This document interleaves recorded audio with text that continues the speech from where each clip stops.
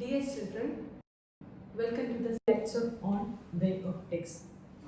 Suppose you are in a room and you open the window, what happens? Light enters the room and spread out throughout the room. Why does this happen? This is happen because of the wave nature of light. As we studied from Huygens principle, Huygens first proposed this wave theory of light, and from the Huygens principle it is given that for a given wavefront, this is a point source, and for this point sources a spherical wavefront is here, and each point on this wavefront act as sources of secondary wavelets or secondary waves.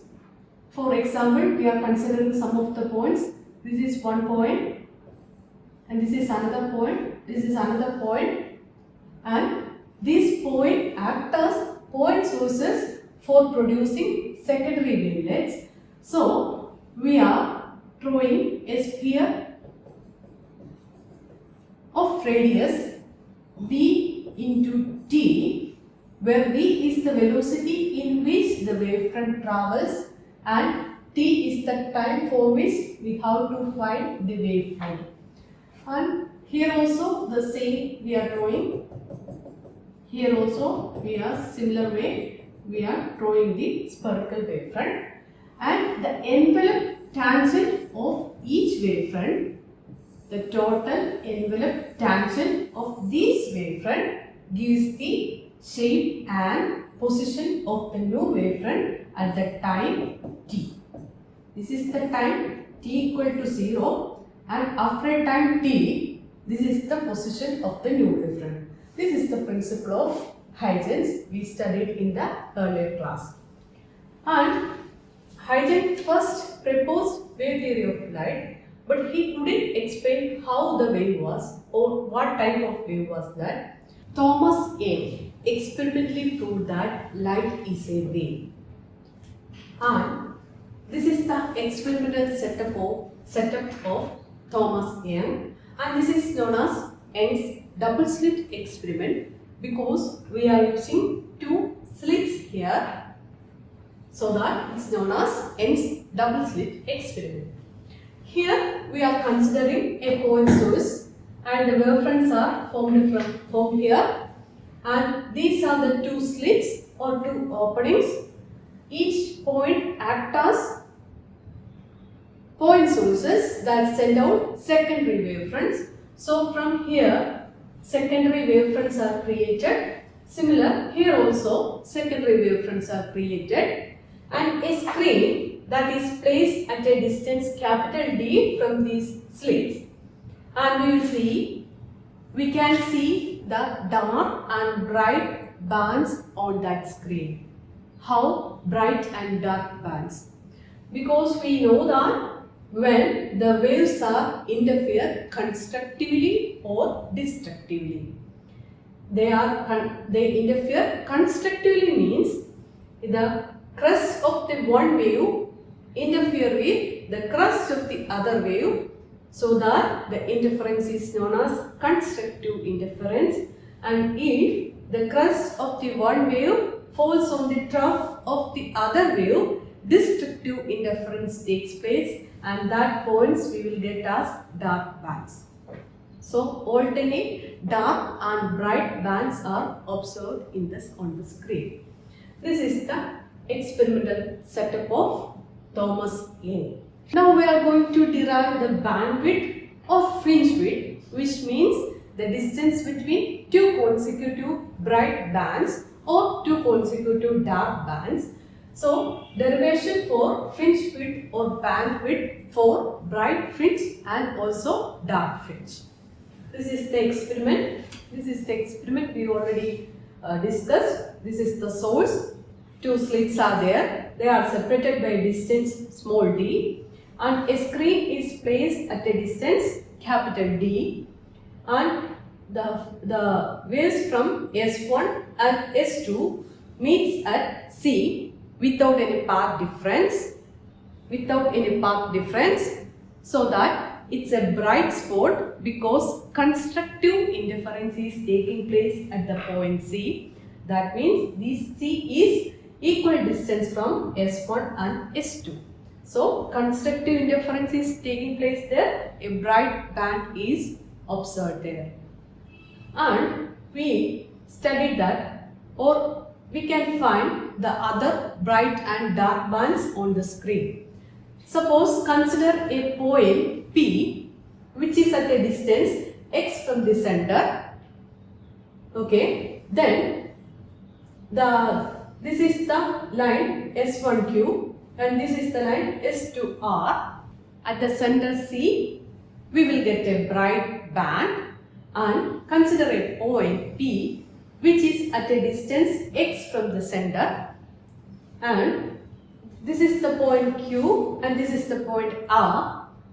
This Q and R at a distance D, so that QC is D by 2 and CR also D by 2. Then the point P, whether we know it's dark band or bright band, we have to find the path length of this S1P and this S2P. So the path length of S1P and S2P is calculated as S2P traveled more, so S2P minus S1P. The path length is S2P minus S1P. And from this triangle S1QP, S1P is calculated from base squared plus altitude squared is equal to hypotenuse squared, so that S1P the whole squared is equal to S1Q the whole squared plus PQ the whole squared. PQ is from the center to P is the distance x, so that PQ is x minus D by 2. So we calculate S1P the whole squared is equal to S1Q the whole squared plus S1Q the whole squared plus PQ the whole squared. Similarly, the triangle S2PR, S2R the whole squared plus PR the whole squared gives S2P the whole squared. So we write S2P the whole squared is equal to S2R the whole squared plus PR the whole squared. And from PQ is equal to x minus D by 2 and PR equal to x plus D by 2. Similarly, S1Q equal to D, also S2R equal to D. And substituting in the equations and subtracting S2P squared minus S1P squared, we will get D squared plus x plus D by 2 the whole squared minus D squared plus x minus D by 2 the whole squared. And if you are calculating this, D squared plus x squared plus 2xd by 2 plus d by 2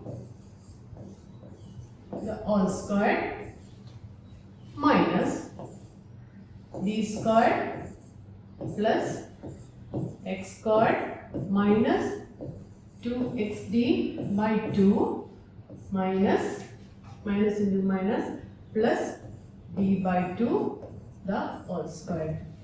And we are cancelling this and this, then x squared and x squared because of this minus sign, then d by 2, this is minus, so we can calculate this also.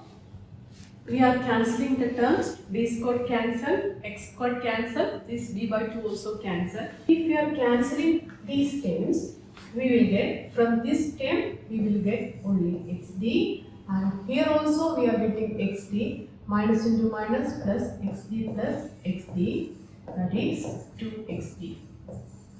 So the path difference called S2p the whole squared minus S1p the whole squared equal to 2xd. And we know a squared minus b squared, that is equal to a plus b into a minus b. Similarly, S2p minus S1p into S2p plus S1p equal to 2xd. And we are considering that the S2P, S1P equal to D because the point P which lies very close to this point C. So we can calculate S2P and S2R that equal to D. S2P almost is equal to S1P that almost equal to D if the P lies very close to the point C. So that we can take S2P plus S1P equal to D plus D, that is 2D. Coming to these equations, S2P minus S1P equal to 2XD upon S2P plus S1B.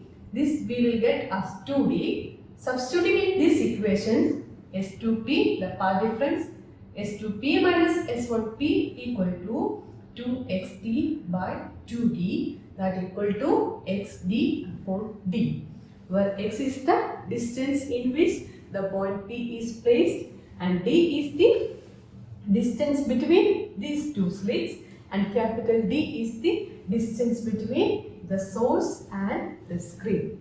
So the path difference we got it as X into D upon capital D. The path difference we obtained as XD by capital D. That is S2P minus S1P. Where P is at a point, X distance from the center C and D is the separation between the slits and capital D is the distance between the source and screen. And we already discussed that on the screens we are getting bright and dark bands. Then we are finding the conditions for we are getting bright and dark bands. For getting bright fringes or bright bands, the path difference is equal to L lambda. We already discussed that for constructive interference, the path difference should be L lambda, and here the path difference is X into D by capital D, that equal to L lambda, where N can take value 0, 1, 2, 3 and N represents the order of the fringes. And if we are plotting Xn equal to N into lambda into D by D, this is the equation represents the distance of nth fringe from the center C.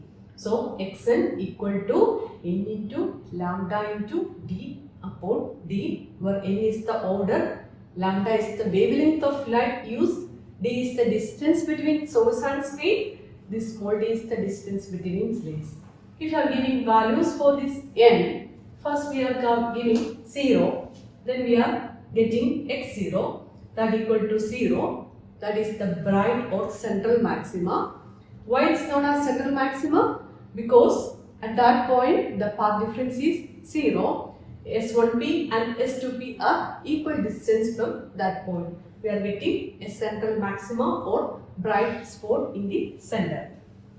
And we are giving N is equal to 1. Then X1 equal to N is equal to 1. X1 is equal to lambda into D by D. That is the first bright fringe.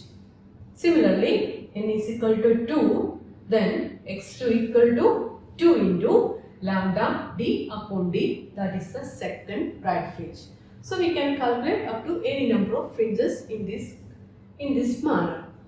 And the fringe width or bandwidth is calculated as the distance between two consecutive bright fringes.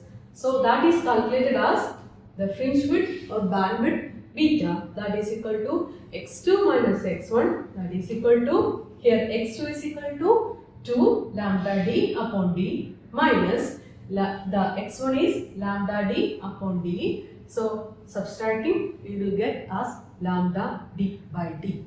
So this is the fringe width or bandwidth of bright fringes or bright bands. Similarly, we are calculating the bandwidth for dark fringes. And next we are going to see that. Here also the path difference is S2P minus S1P equal to XP by D. For getting dark fringes, the interference should be destructive. For destructive interference, the condition is that the path difference should be equal to 2n minus 1 into lambda by 2, where n equal to 1, 2, 3, 4, 5, etc.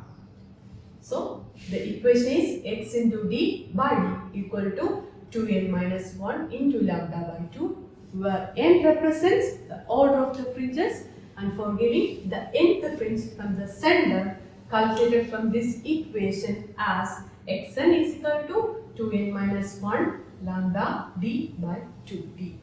If you are giving values for n, we are getting different fringes, dark fringes. If n equal to 1, we are getting x1 equal to 2 into 1, 2 minus 1, 1 lambda d by 2d. Lambda d by 2d, that is the first dark fringe. And n equal to 2, we are plotting 2 here, 2 into 2, 4, 4 minus 1, 3, 3 lambda d by 2d, that is the second dark fringe. So, similarly we can calculate any number of fringes, dark fringes. So, the distance between two consecutive dark fringe gives the fringe width or bandwidth. So, the fringe width beta, that is equal to x2 minus x1. Similarly, that equal to 3 lambda d upon 2d minus lambda d by 2d.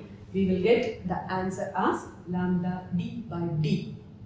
And the bandwidth obtained for the dark fringe and also for bright fringe is equal to lambda into d by d. That is, this is same for bright and dark fringe.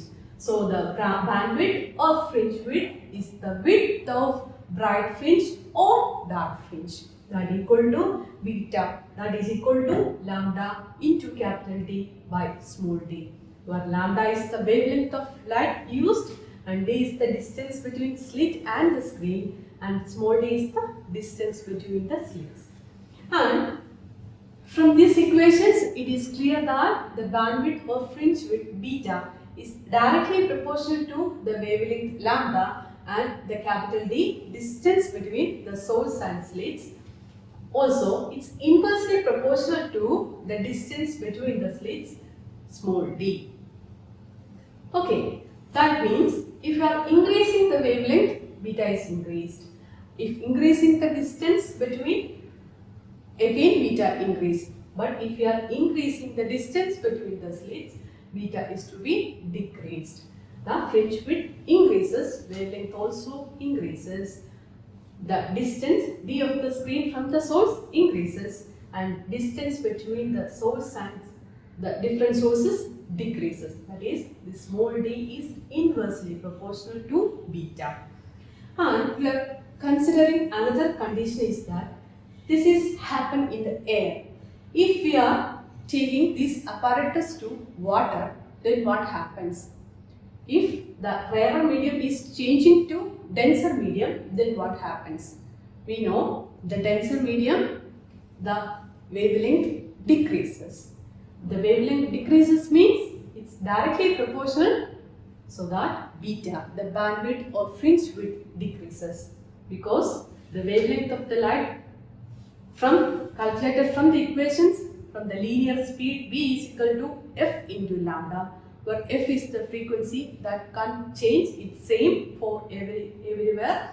Only changing variable is lambda. If lambda decreases, then beta decreases. This is the case of when the Young's apparatus is dipped in water or dipped in a denser medium. This is the derivation for the bandwidth or fringe width of dark or bright fringes or bands.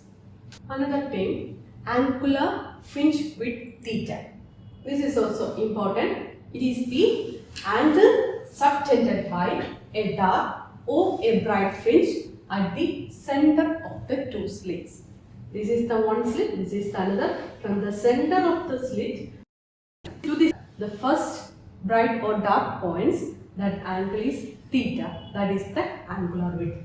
Angular width is calculated from the equation theta equal to beta by capital D. Beta bandwidth or fringe width we obtained as lambda d upon d. Substituting in these equations, we are getting theta as lambda by d.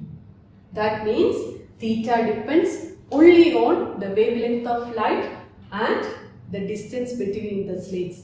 It does not depend upon the capital D or the distance between the source and the screen. If any change in the source and the screen does not depends this angular fringe width theta. We are considering some conditions. The effect on the fringe width of interference in YDS experiment. YDS means Young's double slit experiment due to the following operations. The first operation is the screen is moved away from the plane of the slits. That means the screen is moved away from the plane of the slits means the capital D is increased. From these equations, it's clear that beta is directly proportional to D. If D increase, beta should be increased. In the second case, if a monochromatic source is replaced by another monochromatic source of shorter wavelength, wavelength is decreases. From these equations, it also clear that it's directly proportional to lambda. Wavelength decreases, surely beta should be decreases.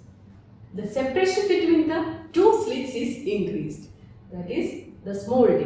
That is the separation between two slits. D is increased. This is inversely proportional, so that D increase, beta should be decreased.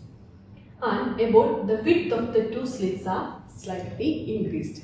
Width means the slits S1, slit S2, the width of S1 and the width of S2. And the effect is studied in the next slide, the effect of width. And the source slit width increases, what happens to fringes? It becomes less sharp. So that width is important. So one condition for interference to occur is S by S, that is equal to lambda by D, where this S is the size of the source and this capital S be the distance from the plane of the slits.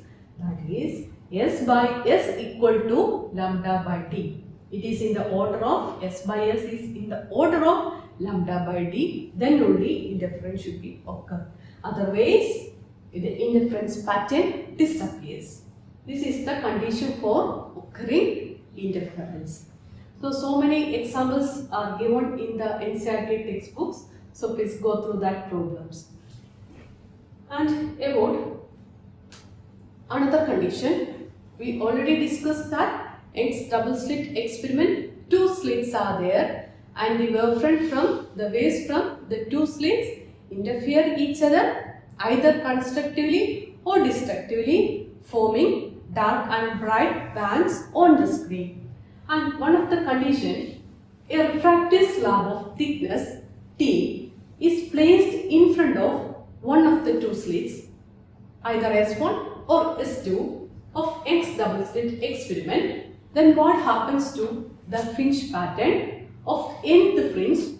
How much it is shifted from the center position, normal position.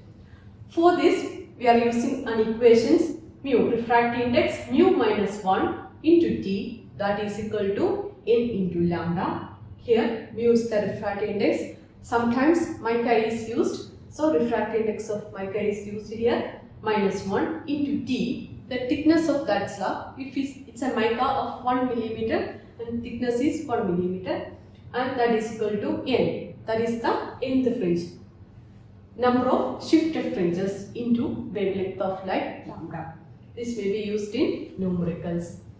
And this is the pattern we observed in interference. This is the source, monochromatic source. Why we are using monochromatic sources? Because for interference, coherent sources are required. So S1 and S2 are derived from a monochromatic sources.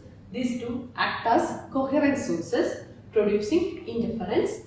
and this is a monochromatic source producing single wavelength of light, and S1 and S2, two slits. These are the wavefronts produced by the slit S1.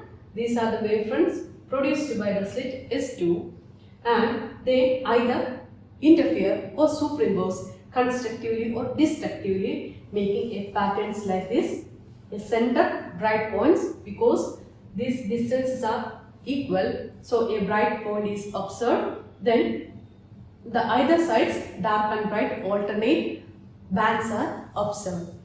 And from the equations, the bandwidth is equal for bright and dark bands.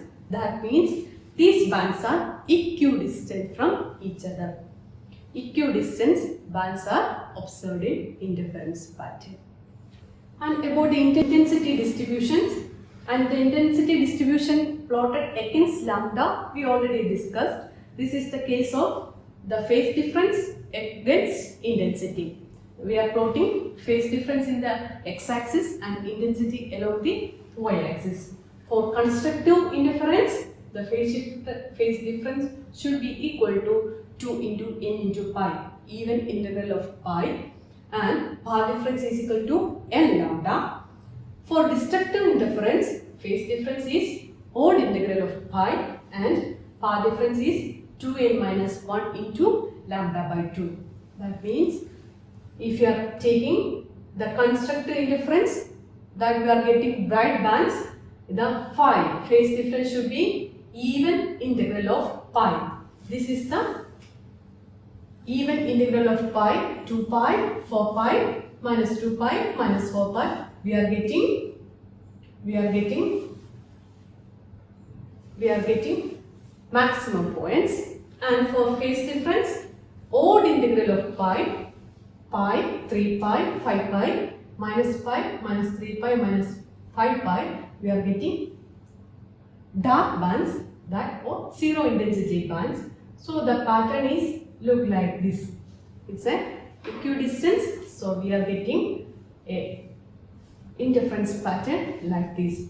And the maximum intensity, if two waves that having intensity, both having intensity I0, then the maximum intensity we will observe it as 4 into I0. So the maximum intensity 4 into I0 and minimum intensity is 0. Even integral, we are getting constructive interference. Odd integral, we are getting destructive interference. If you are plotting path length, then path length is equal to 2 pi by lambda by 2 pi into phase difference. Path length or path difference is equal to lambda by 2 pi into phase difference. For considering this case, this is 2 pi. For lambda by 2 pi into 2 pi, 2 pi cancel. So this is the point of lambda. This is the case of 2 lambda, because we are getting 4 here, this 2 to cancel, 2 here, 2 lambda. This is the case of getting, if you are plotting path difference and intensity. This is the graph showing phase difference and intensity. From this we can calculate path difference and intensity curve also. This is the case we already discussed, the angular width. This is angular width, the center of the slits to the dark or bright bands from the center. And this is the angular voltage. And one more case, if we are using monochromatic light. We consider a case, the monochromatic light is replaced with white light. What is the difference or interference pattern we observe? This is the interference pattern we observe. The maximum brightness in the center, and either side of the center we are getting colored bands. If you are replacing monochromatic light with white light, white light consists of different wavelengths. So the center portions we are getting a bright spot or bright band, and on either side of the bright band we are getting colored patterns. This is the case of monochromatic light is replaced with white light. These are some of the numericals in the Young's double slit experiment. Look at this. In a Young's double slit experiment, the slits are separated by 0.28 millimeter and the screen is placed 1.4 meter away. The distance between the central bright fringe and the fourth bright fringe is measured to be 1.2 centimeter. Determine the wavelength of light used in the experiment. The equations we know is the path difference, that is S2p minus S1p, that equal to x into d by d. And the question is a central bright fringe, so that equal to L lambda, integral of lambda. For constructive interference, xd by d equal to L lambda. The question asking the wavelength of light used in the experiment. From this equations, lambda is equal to xd by n into d. From simple wavelength can be calculated from this equations. And the question, the slits are separated by a distance 0.28 d, small d equal to 28 millimeter. And the screen is placed 1.4 meter away. Capital D equal to 1.4 meter. The distance between the central fringe, bright fringe and the fourth bright fringe. So n equal to 4. And is measured to be 1.2 centimeter. That means x4, it's a fourth fringe, so we are writing x4 is equal to 1.2 centimeter. Converting to meter, 0.28 into 10 raised to 10 to the power minus 3 meter.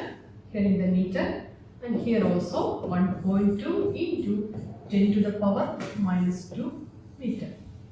By substituting this in for calculating lambda, wavelength of light, x is equal to 1.2 into 10 to the power minus 2 into d equal to 0.28 into 10 to the power minus 3 divided by the small n, order n, fourth order, for capital D is 1.4 meter. So we can easily calculate the lambda wavelength in nanometers. This is a simple example. And the next example, we are considering a beam of light consisting of two wavelengths, 650 nanometer and 520 nanometer, is used to obtain interference fringes in Young's double slit experiment. And D and capital small d and capital D is given directly. D equal to 3 millimeter and capital D is 1 meter. And the question is, first A part of the question is, find the distance of the third bright fringe on the screen from the central maximum for wavelength 650 nanometer. And the second question is, what is the least distance from the central maximum where bright fringes due to both the wavelengths coincide?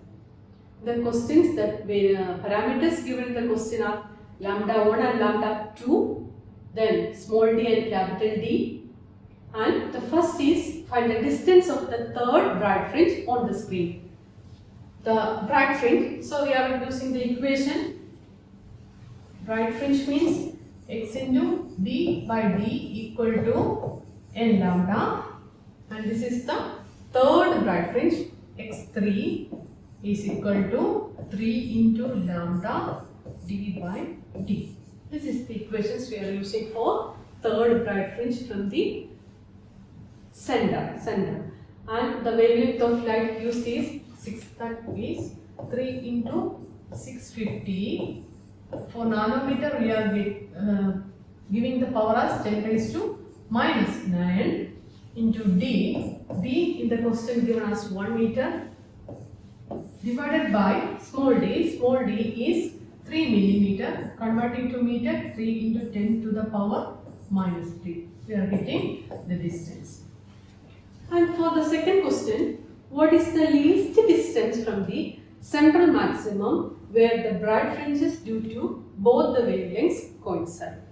And for the least distance of coincidence of fringes, there must be a difference of 1 in the order of lambda 1 and lambda 2. That means if one is n, other fringe is n plus 1. Beta is the fringe width, n beta 1 equal to n plus 1 beta 2. Similarly, we can write beta is equal to lambda d by d. So, for n beta 1, n into lambda 1 d by d is equal to n plus 1 into lambda 2 d by d. And d by d cancels here. We are getting n lambda 1 is equal to n plus 1 lambda 2. And from these equations,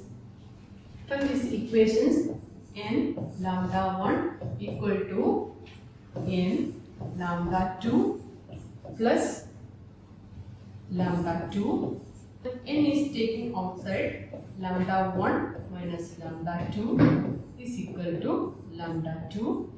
And for getting n, lambda 2 minus lambda 1 minus lambda 2. For getting the order, n is equal to lambda 2 divided by lambda 1 minus lambda 2. From the equations or the problem, lambda 1 and lambda 2 given, lambda 2 is 520 nanometer, lambda 1 is 650 nanometer. Substituting these values, we will get n is equal to 4 here. And getting this 4, the question is, what is the least distance from the central maximum? After getting this, we can calculate x, least distance, from the equation x is equal to n lambda d by small d. Here we are putting the value n is equal to 4 and lambda 1 is the highest wavelength, is 650 nanometer and d is 1 meter and small d is 3 millimeter. Substituting values, we will get x minimum. This is the case of doing this type of problems. In a double slit experiment, the angular width of fringe is found to be 0.2 degree on a screen placed 1 meter away. The wavelength of light used is 600 nanometer. What will be the angular width of the fringe if the entire experimental apparatus is immersed in water? Take refractive index of water to be 4 by 3. And how we are doing this problem? The angular width of the fringe theta is equal to lambda upon d. From these equations, d equal to lambda by theta. So the experiment is in air, the air, lambda by theta. Suppose it is immersed in water, d water equal to lambda dash by theta dash. This is theta 1, this is theta 2. There is no change in the distance small d, the separation between the slits. So we can equate lambda by theta equal to lambda dash by theta dash. Lambda by lambda dash is equal to theta by theta dash. And this is the refractive index. Refractive index means this is air with the water. N mu, if mu w equal to mu w by mu a, that is equal to lambda a by lambda w. So simply we can write it as refractive index of water, that is equal to theta by theta dash. And here they are asking angular width of the fringe if the entire experimental apparatus is immersed in water. theta dash to be calculated, and theta dash equal to theta by mu. And theta is 0.2 and mu is 4 by 3. This is 3 by 4 into 0.2 degree. This is the answer.